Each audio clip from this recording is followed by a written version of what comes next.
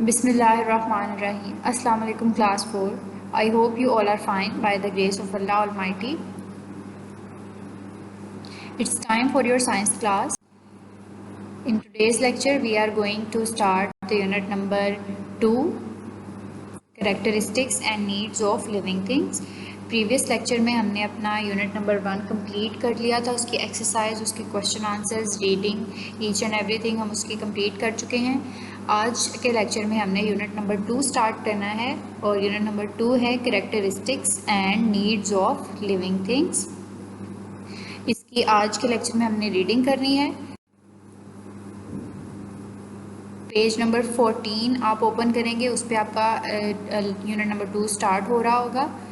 इस चैप्टर के हम सबसे पहले देख लेते हैं कि SLOs क्या हैं, या इस यूनिट को जब हम कंप्लीट कर चुकेंगे तो हम क्या क्या इसमें से सीखेंगे। सबसे पहला पॉइंट है living things need food, sunlight, air and water to survive.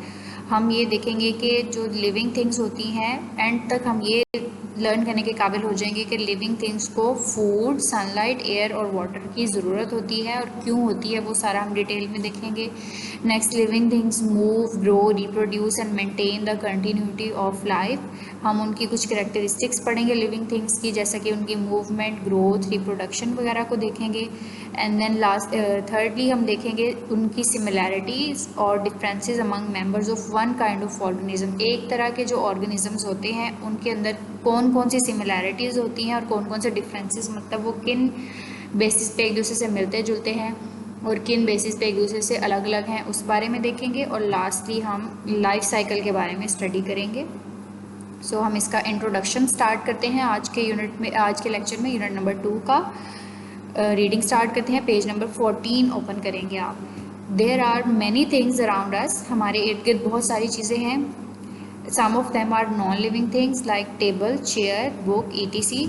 उनमें से बहुत सारी चीज़ें, कुछ चीज़ें ऐसी हैं जो नॉन लिविंग थिंग्स है, यानी कि वो जिंदा नहीं है, जानदार नहीं है, जैसा कि टेबल, चेयर, बुक, पेन, इस तरह की चीज़ें होती हैं, ये नॉन लिविंग थिंग्स भी हमारे इर्द गिर्द होती हैं। सम आर लिविंग थिंग्स, और जो हमारे इर्द गिर्द चीज़ें हैं उनमें से कुछ चीज़ें जो हैं वो लिविंग थिंग्स यानी कि जानदार, जिंदा रहने वाली हैं, जैसा कि लाइक एनिमल्स एंड प्लांट्स, जैसे कि जानवर और पौधे। अब एनिमल्स में इंसान और दूसरे तमाम जानवर भी इंक्लूडेड हैं, और प्लांट्स मतलब हर तरह के प्लांट्स, ये तमाम चीज़ें लिविंग थिंग्स में आती हैं, animals and plants.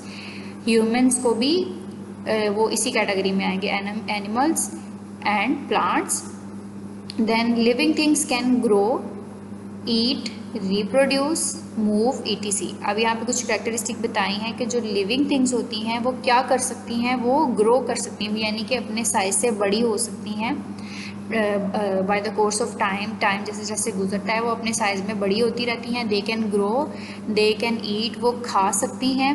They can reproduce, वो अपने जैसे दूसरे ऑर्गेनिजम्स हैं वो रिप्रोड्यूस कर सकती हैं।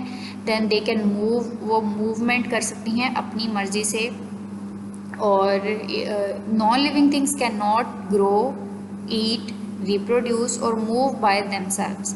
अब जो नॉन लिविंग थिंग्स है उनमें से हो सकता है कुछ चीज़ें मूव करती हों, जैसे कार है वो मूव करती है, वो चलती है, लेकिन वो अपने आप नहीं चलती।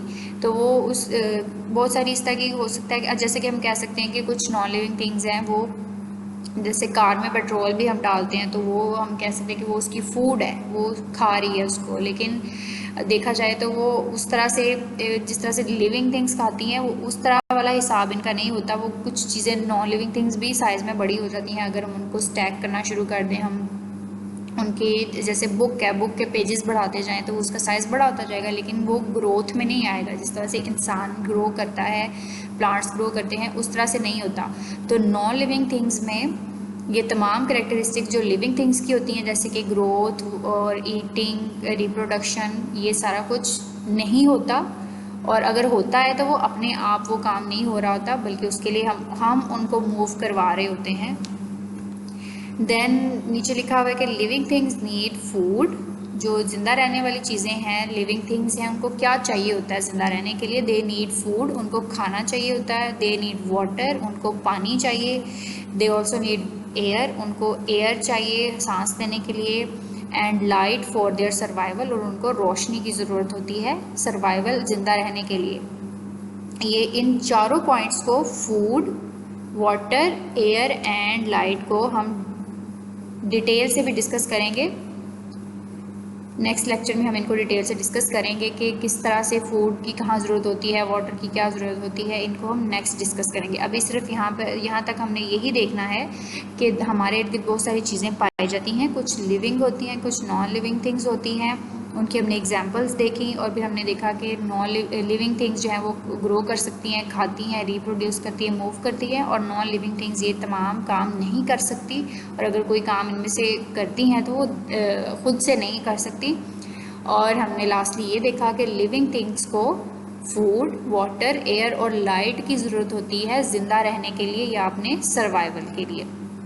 That's all for today's lecture. Assignment देख लें आपकी आज की क्या है। आपने अपनी टेक्स्ट बुक का पेज नंबर 14 जो अभी मैंने रीडिंग की है उसी को रीड करना है। उसका फर्स्ट हाफ आप रीड करेंगे, जितना मैंने अभी रीडिंग करवाई है उसमें से डिफ़िकल्ट वर्ड्स को अंडरलाइन करेंगे, और जैसा कि अभी मैंने कुछ फैक्टर्स बताए हैं जिनके बेसिस पे लिविंग थिंग्स ज़िंदा रहती हैं उनको आप याद भी करेंगे, और कोई क्वेश्चन हो तो आप पूछ सकते हैं। That's all for today's lecture.